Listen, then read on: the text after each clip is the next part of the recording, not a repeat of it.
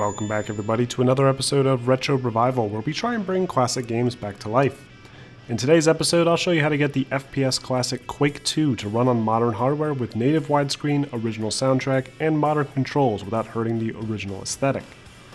Step 1. Install Quake II. If you don't already own it, the Steam store is offering the game for $5, but you can always get Quake II in a bundle that comes with several other Quake games. Install the game and remember where you chose to install it. Step 2. Download the Amagi patch. Now you can always try and play the game without changing anything, but you'll be stuck at a standard resolution and there will be no music. If you want to fix this, download the Amagi patch, which includes both the music and a source port that allows for full widescreen support. When installing the patch, make sure to select the Quake II file directory, and that's it. Step 3. Change in-game settings. Once you've installed the patch, boot up the game from Steam and begin tweaking the visuals. You'll notice that you can now select from a variety of widescreen resolutions, in addition to applying anti-aliasing and anisotropic filtering. You can also adjust the user interface size according to personal preference.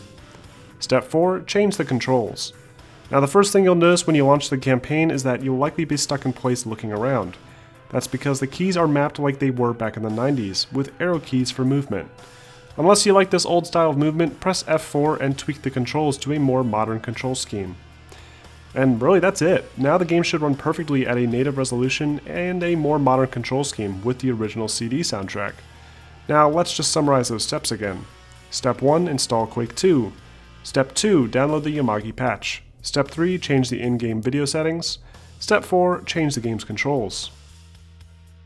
And that's how you get Quake II running on modern hardware in 2018. If you have any suggestions, feel free to let me know, but in the meantime, I hope this video was helpful, and be sure to like and subscribe for more Retro Revival.